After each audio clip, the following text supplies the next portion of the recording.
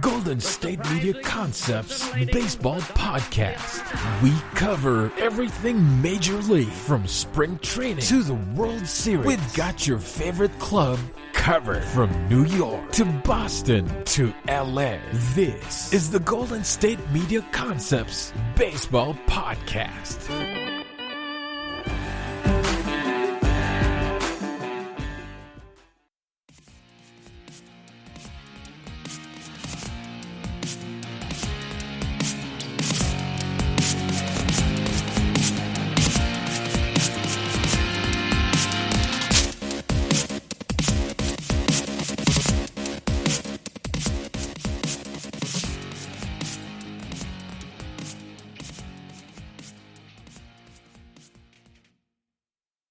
Thank you for tuning in to the GSMC Baseball Podcast, brought to you by the GSMC Podcast Network. I am your host, Evan Worley. Happy Tuesday to everybody out there. I hope you had a great Thanksgiving weekend.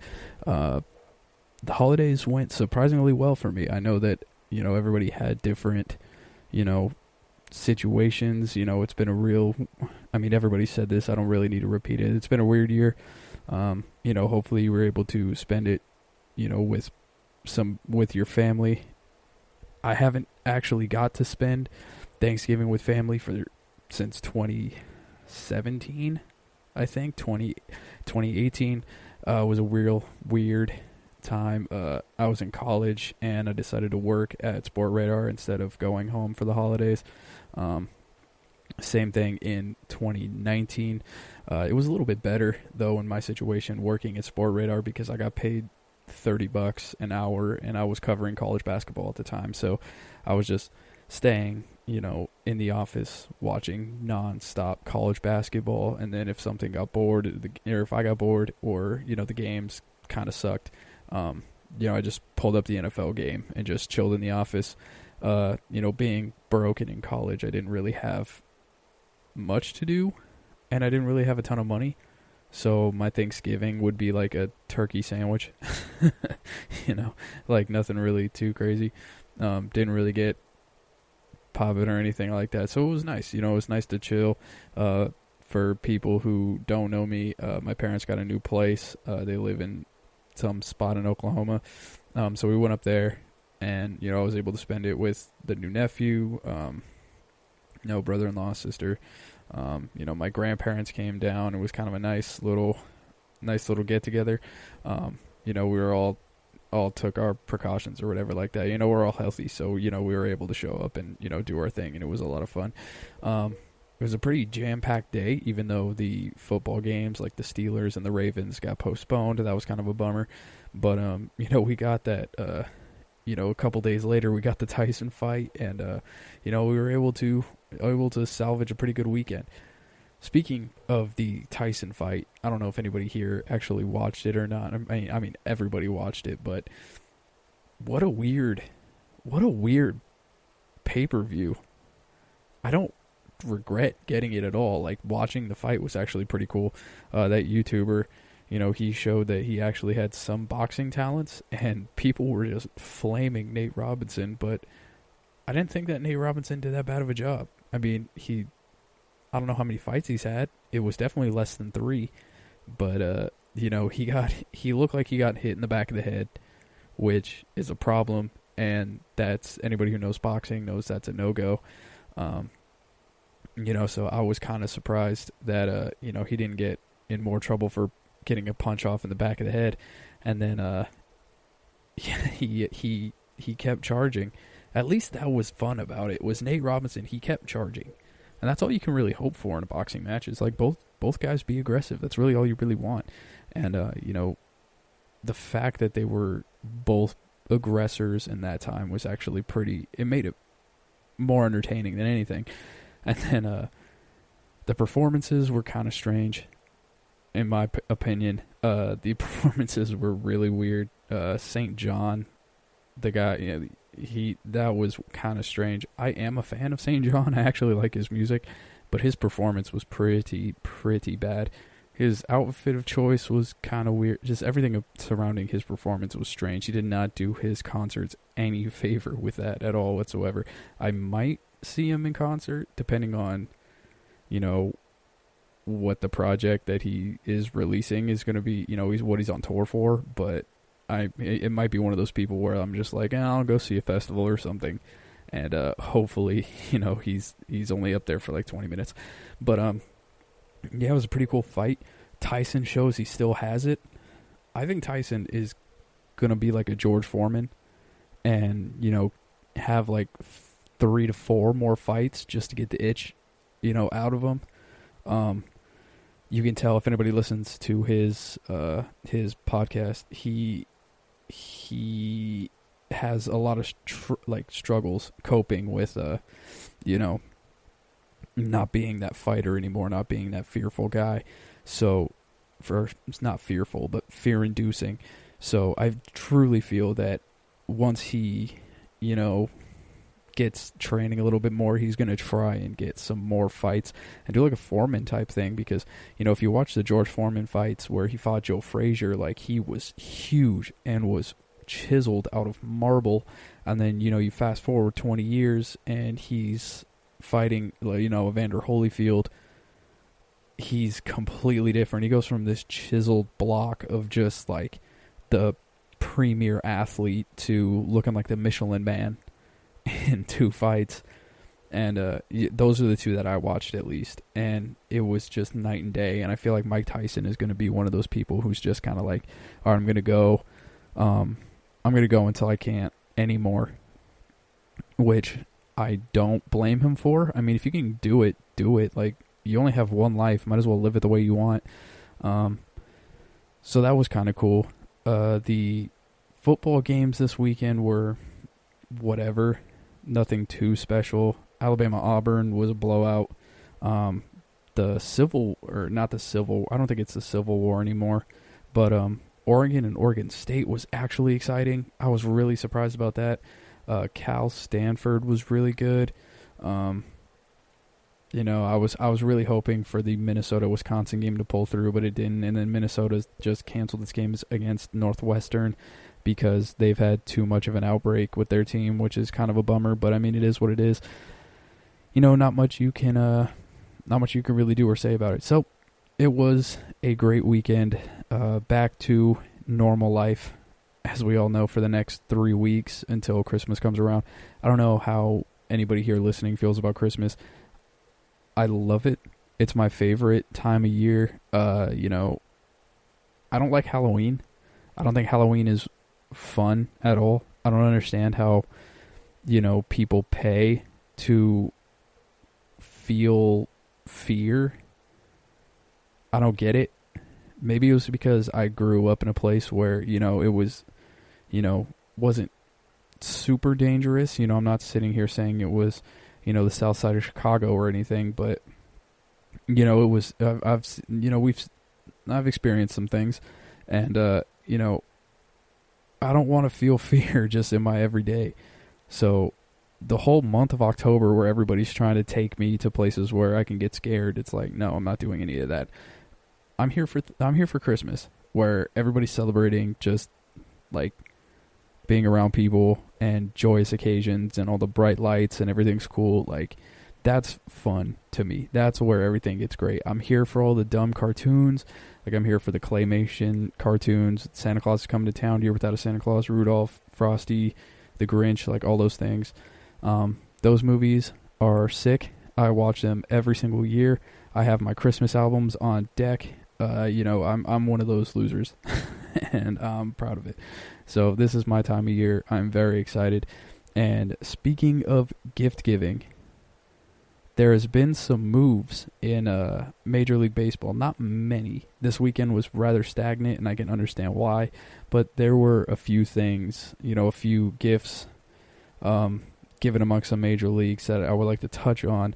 So starting it off, the Royals signed left-handed pitcher Mike Minor. They have a 2-year deal pending a physical, obviously. That was reported on Sunday night. The club, although has not reported that it is confirmed, But normally, when sources say at ESPN it's kind of done, it's kind of a done deal. Normally, it's a done deal. So Mike Minor's 32. He pitched for the Royals in 2017. He signed a 2-year deal with Kansas City in 2016. So it's his second 2-year deal with the Kansas City Royals. He spent most of the season rehabbing his shoulder and pitched only 10 games in AAA Omaha and Northwest Arkansas, which is their AA affiliate, and posted a 5.74 ERA. So he didn't have the best time last time he was in Kansas City. He was a reliever, though, for 2017. He played in 65 games, hit a 2.55 ERA.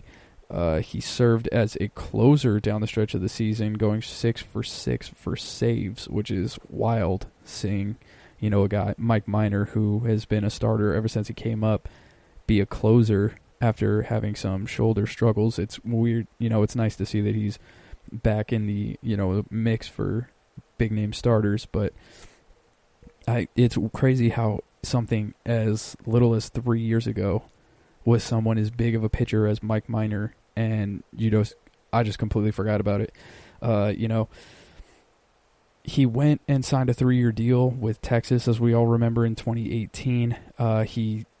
They were the ones who offered him a starting rotation spot. He went 14-10 with a 3.59 ERA, and then he was traded this August to Oakland. In his 5 appearances with Oakland, he had a 5.48 ERA. The Royals look like a team that is going to be looking to contend. That's something that I've picked up on this. They're looking for the right pieces to build upon that will turn them into a contender. I don't think that the Royals are going to be one of those teams that we were used to seeing, where they were completely okay getting beat up on every single year. I swear, from when I started watching baseball in 2000 to pretty much their World Series year in 2014. That was their first year at the world run to the World Series was 2014. But for that 13-year stretch between 2000 and 2013, they were garbage, and it was like they were completely okay with being garbage. And I don't think that that's the case with Kansas City anymore. I think that they may go on runs where they're not the most competitive team in the game, but I feel like those are going to be few and far between. I think they're going to find, with the new management, especially with, partial owner Patrick Mahomes, being a young guy and wants to see the vibrancy, around the city. I think that, he'll bring some new ideas to it, and they're going to start contending. They're going to, obviously, with Patrick Mahomes being a part-time owner, he's got a $500 million deal. You know what I'm saying? They'll have money. And, maybe, I'm not saying that they're going to turn into a team like the Yankees or anything like that, but I feel like they're a team that's going to use, innovative thought processes to figure out how to mix and match and build chemistry again, and just, maybe strike lightning in a bottle like they did in 2015 when they won the World Series. So that's something that is kind of exciting. And especially when I get later in the show after, I'm going to talk about the 2021 free agent pitching market. Everybody knows about the shortstops, where it's Lindor, Javi Baez, Carlos Correa, and Trevor Story. Their contracts are all up and off the books, ready to be free agents. There are a big old crop of starting pitchers on the market in 2021, so I'll definitely be speaking about that. But the Royals, I think they're going to make a major move trying to contend in the next year or two. And moving on, the Reds completed a trade on Wednesday that sent relief pitcher Robert Stevenson and a minor league outfielder Jamison Hanna to the Rockies for pitcher Jeff Hoffman and a minor league pitcher Case Williams. So for the two major league pitchers in the deal, it's kind of a change in scenery move more than real talent. It's maybe just it's just not working here. I don't know what it is, but it's just not. Hoffman was the 9th overall pick in the 2014 draft by the Blue Jays, and at the deadline, he was the centerpiece of the deal that sent Troy Tulowitzki to Toronto. The Reds, they have a covet of pitchers with high spin rates, and Hoffman, he really fits the bill on that. He has pretty good curveball potential, but, it hasn't worked out for him yet. In 68 games, he has 38 starts. He has a 10-16 record with a 6.40 ERA. In his career high 16 relief appearances in 2020, he was 2-1, but had a 9.28 ERA after posting a 0.93 in his first 5 games. So something had to have happened. I don't know what happened, but Hoffman did not have a great, go around. So maybe, maybe he'll, with the change in scenery, he'll be able to, get everything back to normal, because he's shown that he has the potential with his first 5 games and having a sub-1 ERA. And then let's go with Stevenson. Let's talk about him really quick. Stevenson is 27. He was Cincinnati's first round pick in the 2011 MLB Draft. Obviously, with that kind of pick, he had very high expectations to be a starter and everything like that. But, he only had a 7.9 record with a 4.77 ERA in 22 big league starts. The inconsistency, is going to make him struggle with confidence. That's just kind of how it goes. And then in 2019, Stevenson, he was switched to a bullpen role he found a little bit of traction. He had a 3.57 ERA in 57 appearances, limited to only 10 games this season due to a back injury, but he had a 9.90 ERA. We don't know if the injury had anything to do with it, but, with numbers like that, I think you just kind of need a change in scenery. And speaking of changes in scenery, I'm going to be taking my first break, and I'll be right back to talk about the teams that made the biggest splashes in the free agent market as of late. We're just going to talk about teams and the years that they had getting free agency, because we know that the Mets are looking to be the next team. Let's see who were the teams that looked like this year's Mets in recent history. But first, I'm going to take a quick break. This is your ultimate stop for everything sports. The Golden State Media Concepts Sports Podcast. Should I say more? From the NFL, MLB, the NBA, to MMA, it's all in here. The Golden State Media Concepts Sports Podcast. Listen now.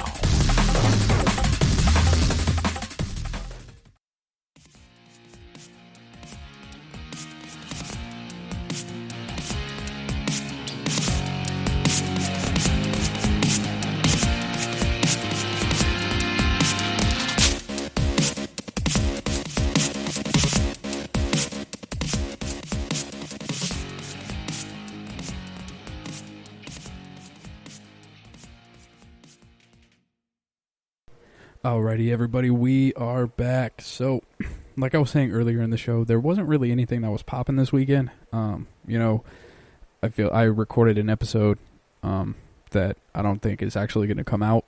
I recorded it Wednesday before Thanksgiving. Last time I checked, it wasn't out yet. Maybe it will come out. I don't really know. But, there was last Monday, we were kind of, strapped for topics. But Wednesday, there was a ton. I was able to talk about a lot. Who knows? I don't know if it's going to come out. I'm not in control of that. But, this week we were kind of strapped for topics as well. So one thing that I was able to hang my hat on was, the New York Mets, as everybody knows, is, they're making their waves in the free agent market, mainly because they keep saying, that they're the ones that's going to go after everybody. They're the ones that, they're going to make the splash. They're going to make the splash of the free agent market. They're going to be the ones that, really turn it on its head. And I was thinking about it. I was like, what teams, what did they, what were the teams that came out and made the big splash on the market as of late? And I was going through some teams. I was going through the years, and I was like, man, these teams, what team spent the most money? And I was able to find a few going all the way back to 2003. So I think I have everything from this last offseason to 2003. So I'm going to start with this last offseason. And this last one, it was the White Sox. The White Sox spent a ton of money. They made some pretty big acquisitions this year. They had Dallas Keuchel 3 years for $55.5 million, Yasmani Grandal 4 for $73, and Edwin Encarnacion obviously 1 for $12. So Dallas Keuchel, as we know, was coming off a solid 2019. If you watch the Atlanta Braves, it was a solid 2019. If you just look at the numbers, it was not a solid 2019. And here's why. Because the Braves, for some reason, I couldn't believe it, but they just could not score runs with Dallas Keuchel on the mound if they tried. I don't know what the deal was. When Mike Soroka was on the mound, they killed it. When Max Fried was on the mound, they killed it. We had a couple other pitchers. And, whenever they took Mike Foltynewicz, whenever he took the mound, it was like they won games with Mike Foltynewicz, and he had a 6 ERA. And, with Dallas Keuchel, I just couldn't believe it.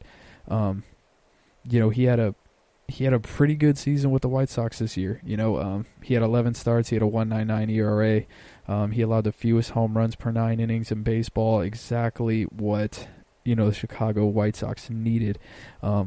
Moving on to Yasmani Grandal, he bet on himself, signing a 1-year deal with the Brewers in 2019 after turning down a 4-year offer with the Mets. He had a pretty big season with Milwaukee. He had an 848 OPS and a career high 28 homers. The White Sox swooped in, got him for 4 years, $73 million, which is a much larger contract than when New York had offered him. He obviously was injured this year a little bit. He had 8 homers. He slashed .230, .351, and .422. So Yasmani Grandal will be getting, he'll be getting better. Don't worry, White Sox fans. Defensively, I doubt it. Offensively, yes, he will be better. And then we'll end it with Edwin Encarnacion. He had 2020. He entered 2020 with the most home runs of any player since 2012 with 297. He was a pretty big veteran fit for guaranteed field. In theory, he was not that good this year. He struggled. He had a 1.57 batting average at 250 on base percentage and a 377 slugging with 10 homers in 44 games. So not what you expected at Edwin Encarnacion. They got what they expected out of Dallas Keuchel. But, Grandal and Encarnacion were kind of a disappointment. Moving on, we have the 2018 and 2019 Philadelphia Phillies. So the Phillies, 2 years ago made the big splash, obviously, with Bryce Harper. Bryce Harper, 13 years, $330 million. They got Andrew McCutchen, 3 years, $50 million, and David Robertson, 2 years, $23 million. So, as we remember, it was only a couple years ago, Harper's arrival in Philly was one of the most hyped debuts ever. I couldn't believe it. People were penciling them in for the World Series. I thought they were good, but I didn't think they were going to make the playoffs. I've had my rants about how the super team goes. And, everybody's heard how I feel about that. Super teams only work in basketball, and if they do, they only work for maybe a year or two because, you don't have any depth, and the chemistry's all out of whack because everybody's so stressed out trying to make a title happen, or else they feel like a failure. And it just adds so much more, so much more pressure and everything like that than, they need to put on themselves. So the super team, I think, is actually more detrimental than positive. Look at the Clippers. Not to, go off topic or anything and go back to basketball, but, you look at, nobody was calling Toronto a super team with Kawhi Leonard. They won a championship over a super team. And then Kawhi goes to the Clippers, forms a super team.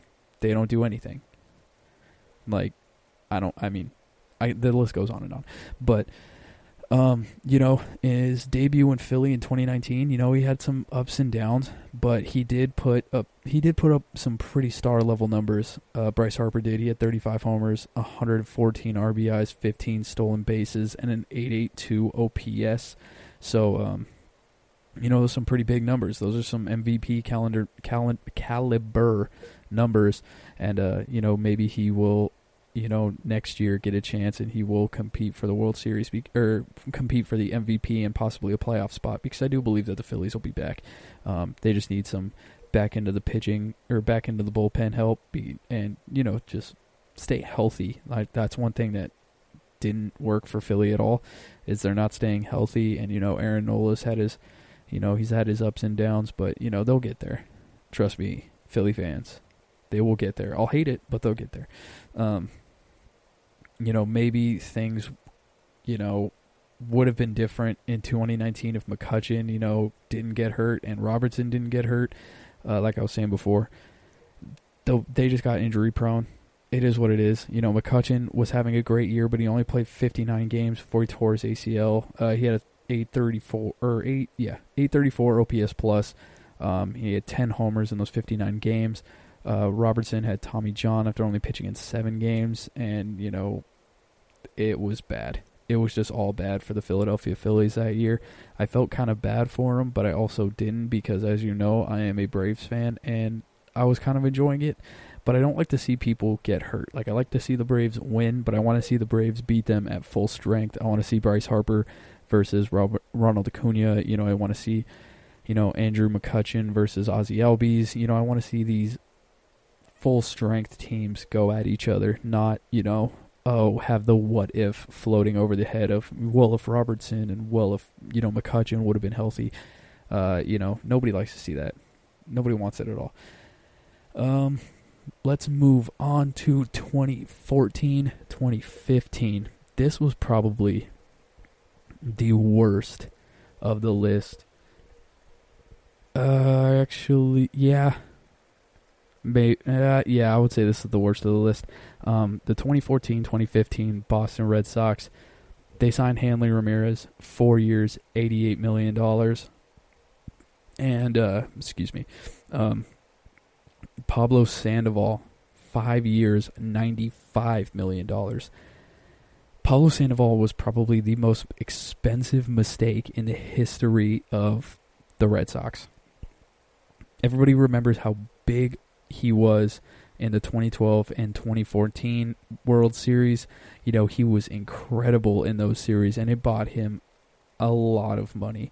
Now, obviously, there were health concerns going in with how much he weighed and everything like that, but, you saw the bat, and you could think, man, how can he be a bust when he's able to produce like that in the World Series? Well, he struggled all of 2015. He missed nearly all of 2016 with a left shoulder injury, struggled almost all of 2017, and, he was released. He had 2 struggling seasons, one fully injured. The Red Sox still owe him $50 million. Like, he was one of the highest paid players in baseball last year by the Red Sox from his 2015 deal. Wild to think about that. He did have a kind of a resurgence in 2019, but he was on the Braves after being waived this year, and he's a free agent. I don't think he'll play again, but he's still owed $50 million. So hey, he got his money and he's out. As for Hanley Ramirez, he had a pretty strong season in 2016. He hit .286 with 30 homers and 111 RBIs. He was great in the postseason, hitting .571 with a 1.314 OPS in the 2017 ALDS against the Astros. But, he struggled at the plate in 2018, and he was designated for an assignment, then released. The Indians picked him up at the start of 2019. He hit a couple homers, but, he only lasted like 16 games, and he hasn't played in the MLB since. So it looks like Hanley Ramirez at the end of his roads, and which sucks because it was right. I mean, the last World Series was 2018. I'm sure he got a ring, but I mean, I'm sure everybody who's a competitor wants to play in the World Series. Like, that's not anything. But going on to 2013, we have Jacoby Ellsbury, Brian McCann, and Masahiro Tanaka of the New York Yankees. So in 2013, 2014, they got Tanaka 7 years, $155 million. Jacoby Ellsbury, 7 years, $153 million. Something about the Yankees and Red Sox just swapping players in free agency never seems to work out. And then you got Brian McCann, 5 years, $85 million. So they had missed the playoffs for only the second time in the wild card era. The Red Sox had just won the World Series, so the Yankees went heavy. They spent a total of, that's $393 million on three players. Three players, Ellsbury, McCann, and Masahiro Tanaka, combined for $393 million. Why? Why? Jacoby Ellsbury didn't do anything great. Brian McCann ended up getting traded to to Houston, and then ended up going back to Atlanta afterwards. Masahiro Tanaka, as we know, is a free agent this season. He didn't do anything too great with them. He was a good signing in the fact that he was able to produce, but he didn't do anything too over the top.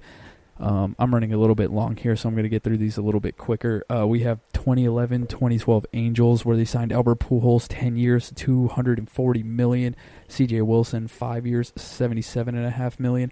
I remember exactly where I was when I found out the news that Albert Pujols was coming to the Angels. I remember I was walking to lunch, and I was in my high school, and I passed by my buddy Tim, and I was like, dude, we got Albert Pujols, because I was a big Angels fan at the time. And we just sat there and we're like, man, I can't believe that the Angels were able to pull off Albert Pujols, like the machine, the greatest hitter ever in our eyes that we've ever seen. And it just did not pull out the way that we wanted to. There was all these struggles. He was having trouble in a new area. He was trying to move his family out, and then he got his foot issues. And, I won't say that he's been a total bust with the Angels, but he's had his fair share of issues. And then C.J. Wilson was just bad. Like, C.J. Wilson was horrible. I couldn't wait until he got out of the Angels uniform.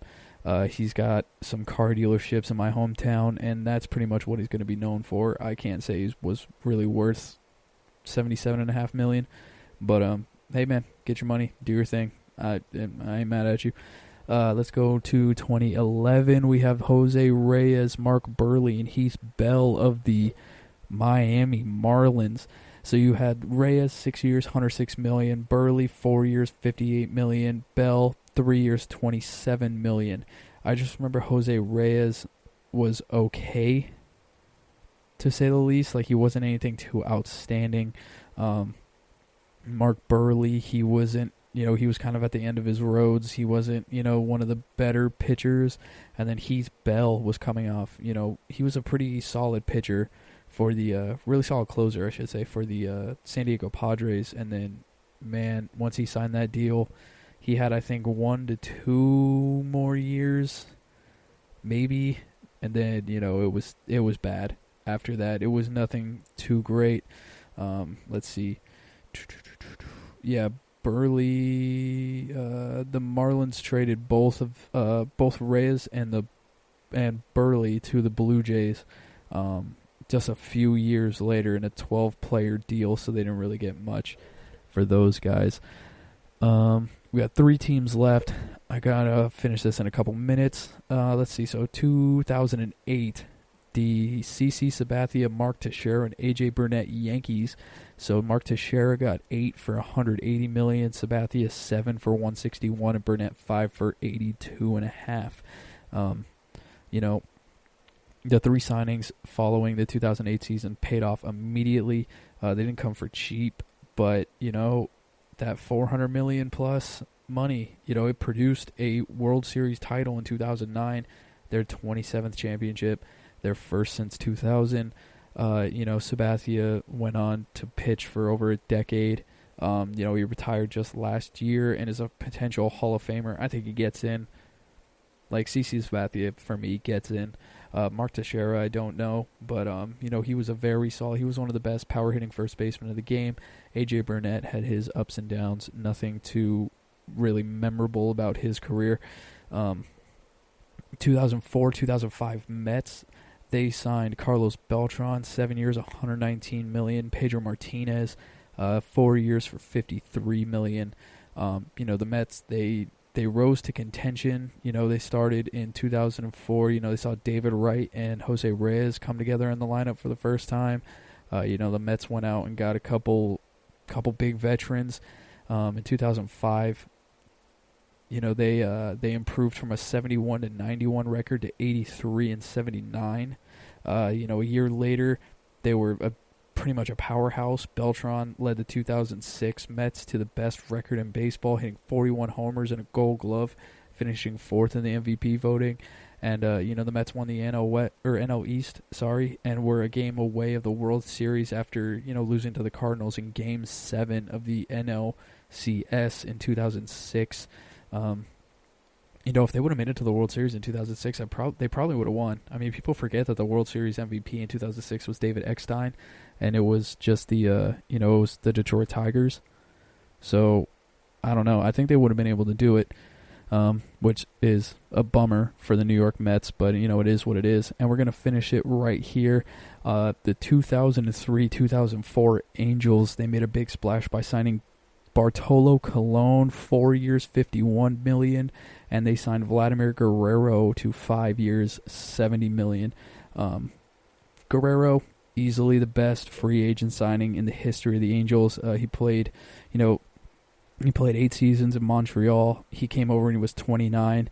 He won an MVP in his first season with the Angels. He had 39 homers, drove in 126 RBIs. In his first 5 seasons in Anaheim, he averaged 32 homers and 113 RBIs and was a 4-time All-Star. He even entered the Hall of Fame as an Angel, so that was great. Bartolo Colon, I think he won a Cy Young Award with the Angels in like his second or third year. So those were probably two of the best Angel signings ever. Too bad they weren't able to lift, the Commissioner's Trophy, but, you can't win them all. All right, everybody, I'm going to be taking a quick break, and I'll be right back to speak about a new league within Major League Baseball, and I will discuss how I think, it will affect college baseball. Tired of searching the vast jungle of podcasts? Now listen close and hear this out. There's a podcast network that covers just about everything that you've been searching. Hey! The Golden State Media Concepts Podcast Network is here. Nothing less than a podcast bliss with endless hours of podcast coverage. From news, sports, music, fashion, cooking, entertainment, fantasy, football, and so much more. So stop lurking around and go straight out to the Golden State Media Concepts Podcast Network. Guaranteed to fill that podcast itch. Whatever it may be. Visit us at www.gsmcpodcast.com. Follow us on Facebook and Twitter, and download us on iTunes, SoundCloud, and Google Play.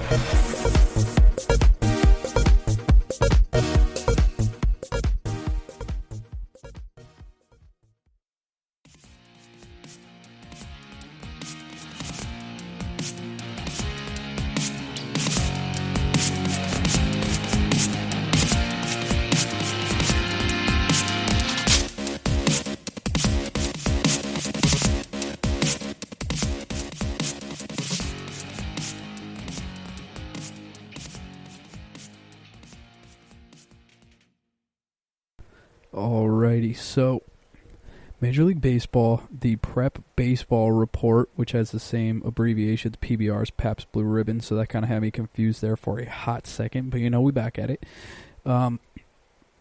They have formed with 5 other founding members today to announce the formation of the MLB Draft League. It will be the first league in the country focused on top prospects who are eligible to be drafted by MLB clubs that summer. With, the 2021 draft, it was moved back into July. it's being held a part of All-Star Week. Draft eligible players, they're going to have a chance to showcase, what they can do and gain more exposure to MLB clubs and fans in the summer. The new format affirms the MLB's commitment to the region that assures that communities of Ohio, Pennsylvania, West Virginia, and New Jersey will come to host high-caliber baseball for future major leaguers in years to come. So that was just reported. I have the entire article pulled up. That was just a snippet of it. But one thing that I just wanted to speak on was I don't understand, really. They have been very vague about all of this stuff and how, they're going to have everything done by 2021, or by July. But, it seems kind of weird. It seems kind of weird because, it seems like it's just going to be for high schoolers, and how that's going to affect the NCAA, I don't know, because, high school seasons, they're done in, high school seasons are done in May, because school's over in June, so, or at least that's how it was in California. I don't know how it is around around the rest of the United States, but, with their, because they're planning on having a 68-game regular season and an annual All-Star break centered around the MLB Draft. The Draft League participants will receive unprecedented visibility to MLB club scouts through both in-person observation and state-of-the-art scouting technology. PBR will provide support for the league's staffing, player-coach recruitment, on-field operations, and administrative functions. PBR will also use their media and technology platforms to promote the league and its players throughout the season. So I'm not in no way, shape, or form against this, because it offers more jobs to people like me and people, who want to work in baseball and work in sports. I'm never going to say no to a new league opening up that's going to need, to hire, people in operations and all that kind of stuff. So go for it. I'm excited to see it. But what my thing is I think this is strictly going to be for high schoolers, because for 68 games, to be centered around, the All-Star break's going to be in July. So, if you're expecting, 25 games a month in mid-July, that means you would have to start in early June. And if anybody's familiar with the College World Series, the College World Series is in June. So I get that there's a bunch of players who don't make it to the College World Series and don't make it to the playoff and all that kind of stuff. But so I guess it's going to be for mid-level people, but all the people who's going to, who from the major colleges is going to compete in this? Can they just show up when their season's over and just be plucked onto a team? Or is this strictly high school? Because if it's high school kids and they're realizing, hey, the way that I get discovered is through this MLB league, the MLB PBR Draft League team, why am I playing high school? Why? It's just more miles put on the kids' bodies. More miles, more games, more miles, more games. And it's just, you can see the burnout. You can just see the burnout coming. I feel like this is going to take away from high school sports, from the school's perspective, which, I mean, it's fine, whatever. I mean, it's just a school at the end of the day. High school sports don't really matter. They matter for, money, for funding and all that kind of stuff. But there's a lot of schools. There was a school in my hometown that was a powerhouse football school. They used to send kids to USC and Oregon and, Florida State, a real big powerhouse school. And they recently said that, well, we're not going for football anymore. Football's dumb. We're not going to be, competing as a football school. We're going to be a Catholic school instead. So we are going strictly to Catholic school, whatever. And, it kind of put a damper on the school in general. So I don't know how it's looked since then. It moved to that after I left, but I'm sure that the funding isn't really there as much anymore. So we'll see. We'll see how that. I mean, it doesn't really matter. Like for funding, cool, but you know, it's high school sports at the end of the day. Like if you peak in high school, as most of us who are probably listening to this, you know, I don't think a lot of people peak in high school. And if you do peak in high school, that sucks. I know I didn't peak in high school. I was still growing. Hopefully I still haven't peaked. If this is peaking, then this is horrible. But, you know, we'll see where everything goes here. But, yeah, I just think that this league is going to take away from all that kind of stuff. Because with select ball and everything like that, like, what is the point of playing high school? It's just going to be more burnout, like I said. So we'll see how that goes, and I'm curious if it's just going to be in those states: Ohio, Pennsylvania, West Virginia, New Jersey, because you know the founding members of the MLB Draft League will be the Mahoning Valley Scrappers, the State College Spikes, the Trenton Thunder, the West Virginia Black Bears, and the Williamsport Crosscutters. So those are the 5 teams. The league is in advanced discussions with a 6th team and the hopes to announce in the coming weeks. Let's see. Today's announcement follows the late September announcement of the Appalachian League's evolution into the premier college wood bat league for the nation's top rising freshmen and sophomores.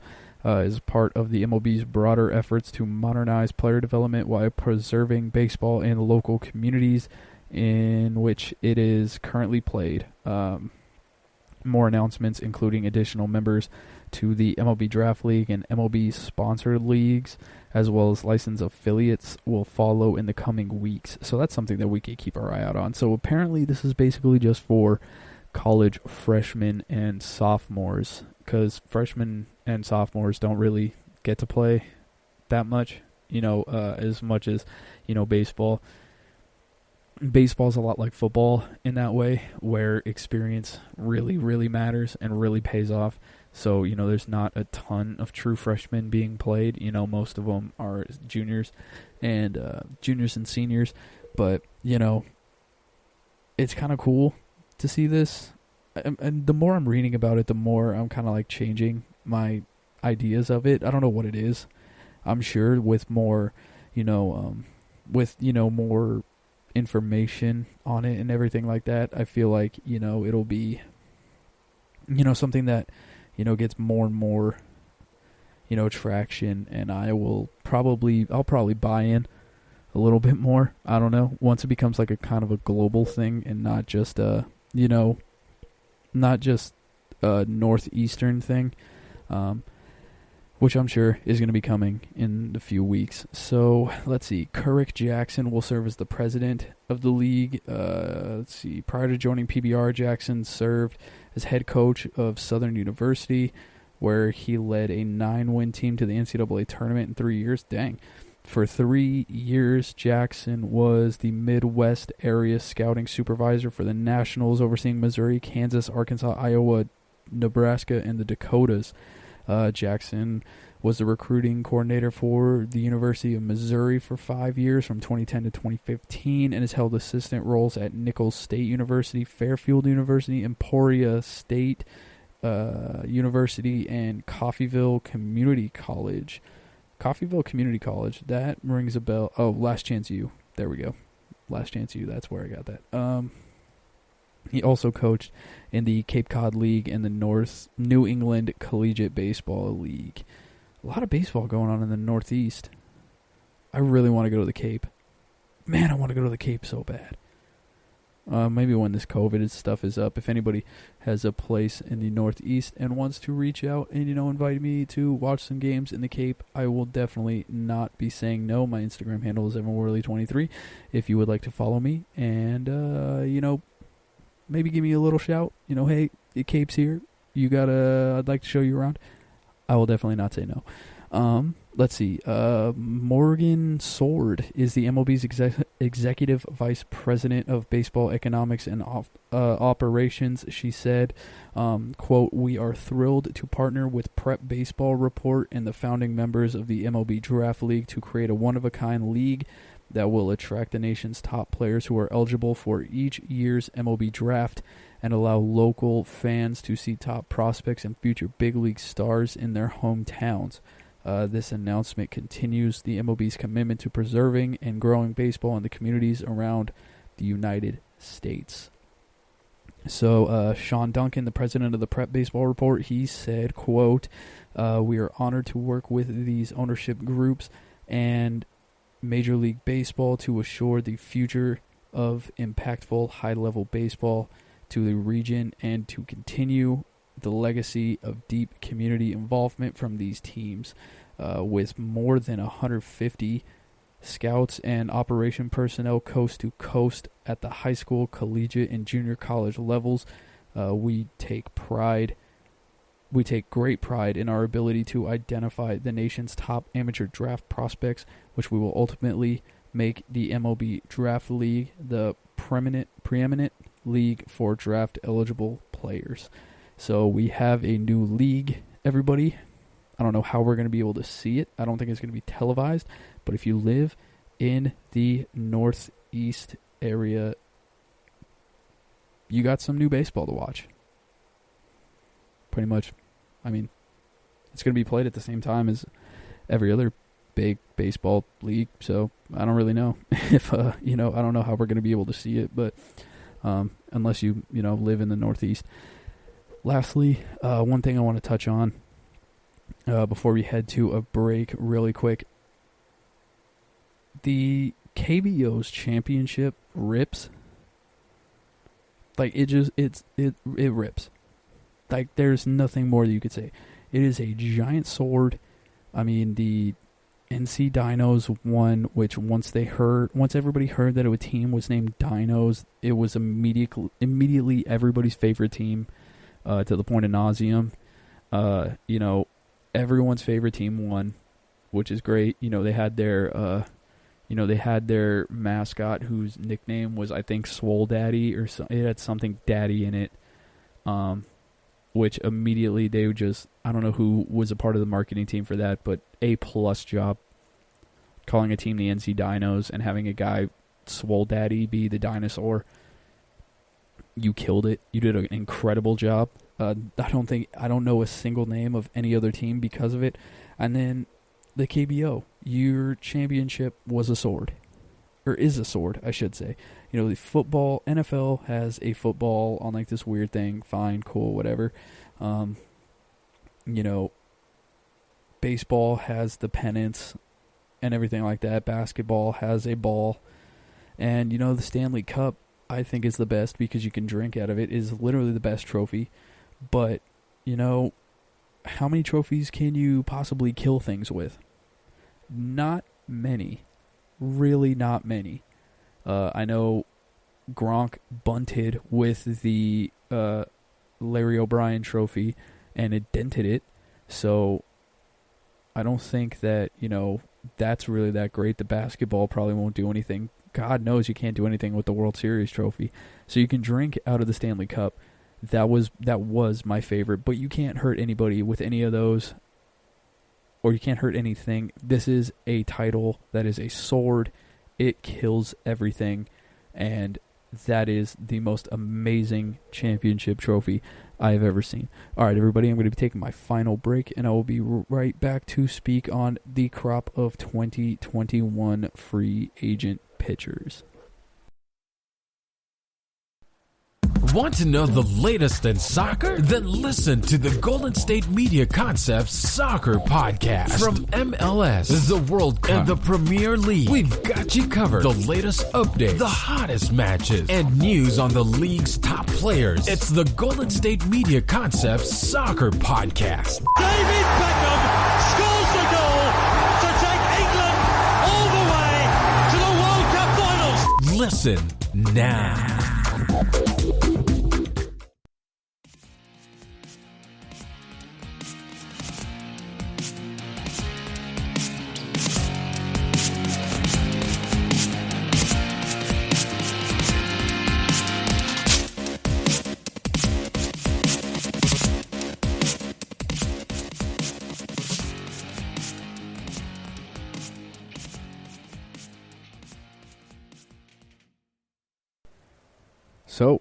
for the 2021 free agent class, I mentioned this earlier in the show that the shortstop position is rather loaded.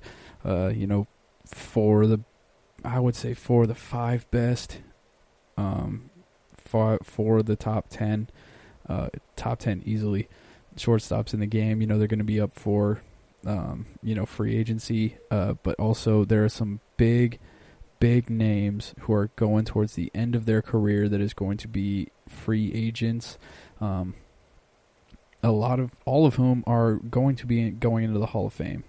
Towards the end of their careers, we got to enjoy them while we got them. And let's kick this off by talking about the best pitcher of the 2010s. It was Clayton Kershaw. He is number 1 on the list. He is 34 years old going into 2022, which is when he's going to be changing teams or staying with the Dodgers. You never really know. I hope he stays with the Dodgers. I feel like he's a one-and-done type of guy, but you never know what's going to happen. Maybe he pulls a Tom Brady and decides to leave. But, he's a 3-time Cy Young Award winner. He's finished second place twice as well. He's won an NL MVP, 8-time All-Star, 5 ERA titles, and won a pitching triple crown. Among those with at least 1,500 innings pitched, his 158 ERA plus is the best all time. And he just won the World Series ring. So the postseason failure thing is awesome. Why he is going to be still valuable, obviously he is Clayton Kershaw. That's easy. But on top of that, he's shown his diminished fastball velocity throughout the years. He's got a little bit back. He went from last year, he was throwing 90.3 on average. This year, 91.6. He's able to mix in his slider, to keep hitters, off balance. He still has a ton of, he's still able to get people out with his curveball. His changeup is unbelievable. Mixed with his slider, it's great. There's a few red flags entering the 2021 season with 2,333 regular season innings pitched prior to his age 33 season.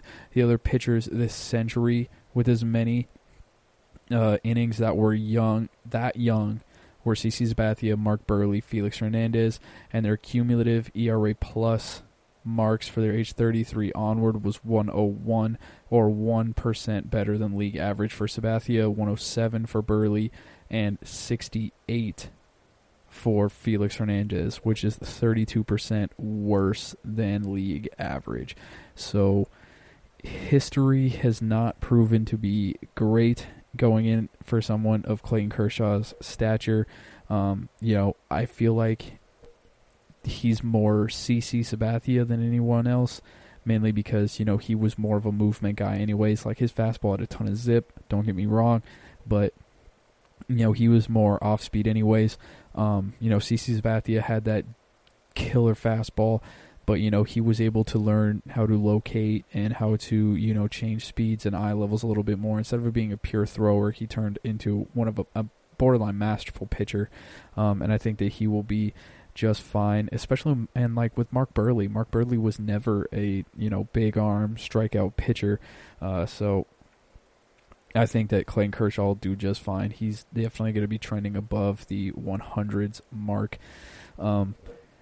I hope he goes back to the Dodgers. They need to sign him for the rest of his life. I think if there's another team that he could go to, if it wasn't the Dodgers, it would be the Rangers, just to pitch in front of his home team.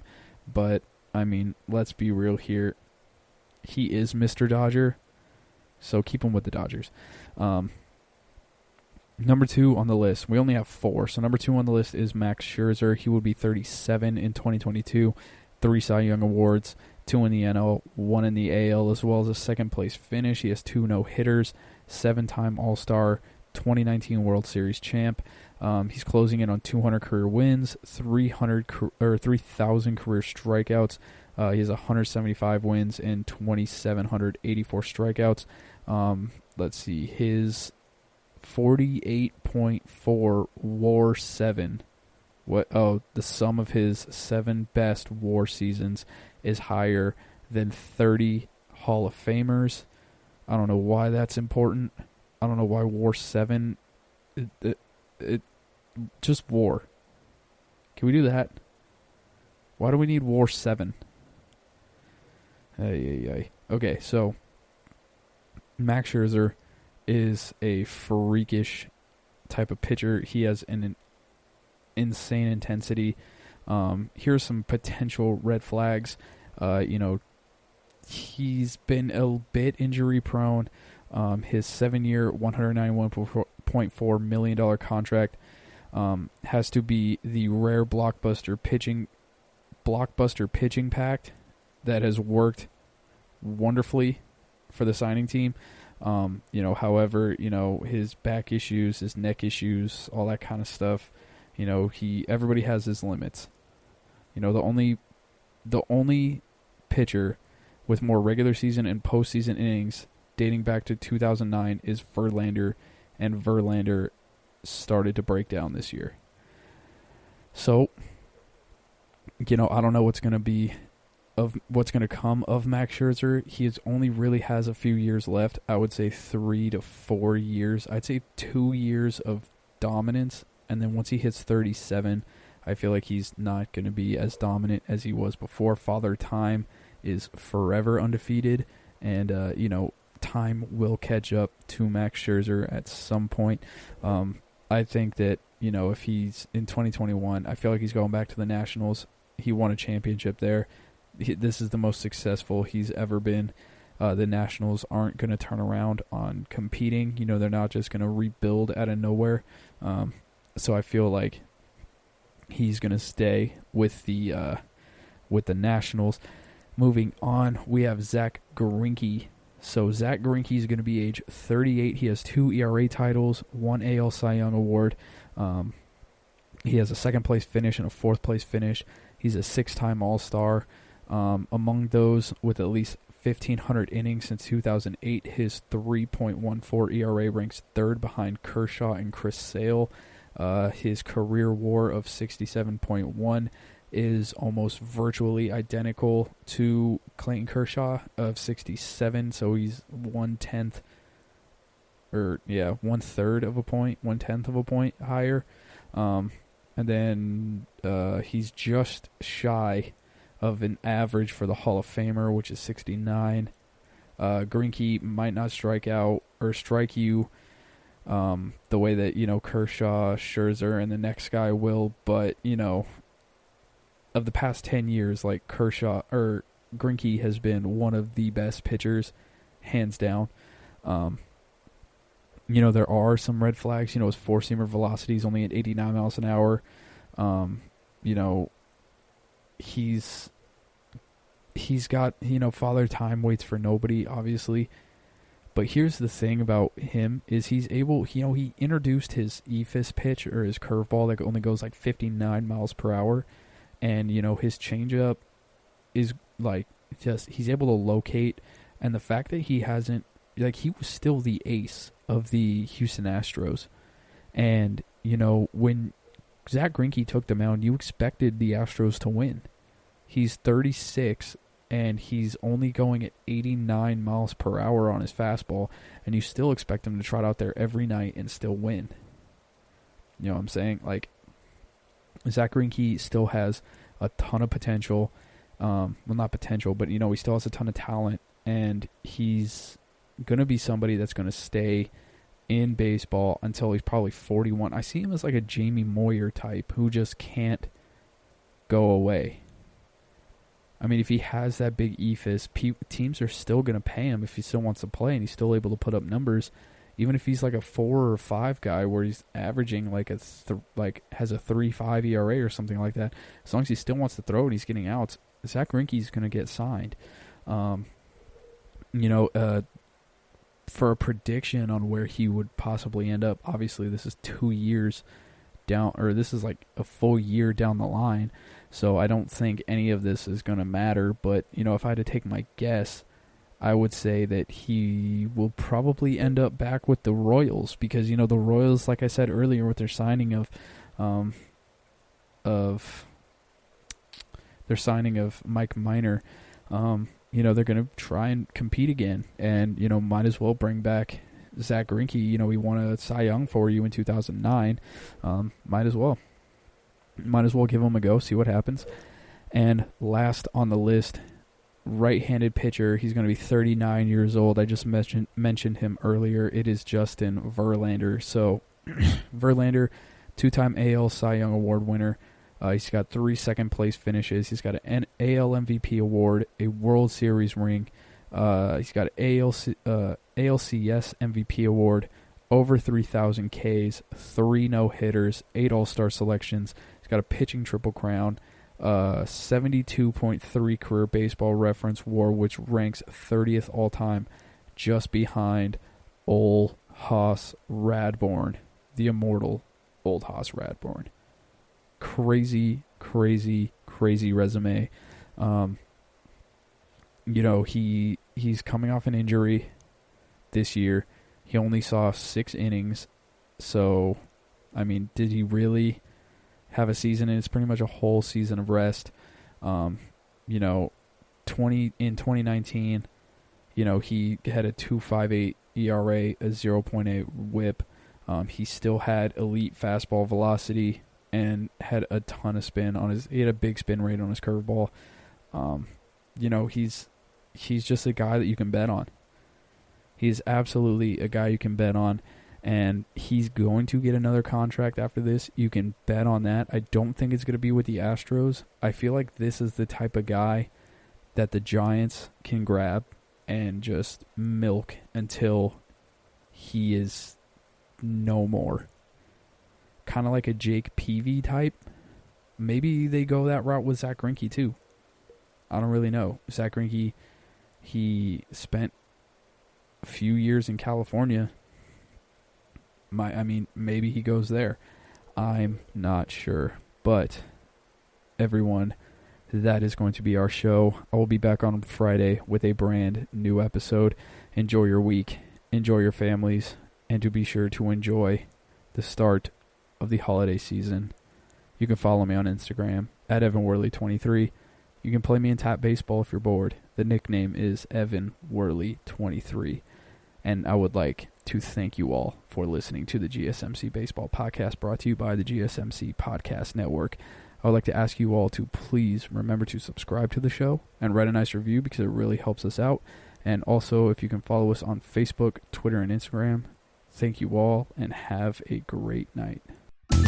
You've been listening to the Golden State Media Concepts Baseball Podcast, part of the Golden State Media Concepts Podcast Network. You can find this show and others like it at www.gsmcpodcast.com. Download our podcast on iTunes, Stitcher, SoundCloud, and Google Play. Just type in GSMC to find all the shows from the Golden State Media Concepts Podcast Network, from movies to music, from sports to entertainment, and even weird news. You can also follow us on Twitter and on Facebook.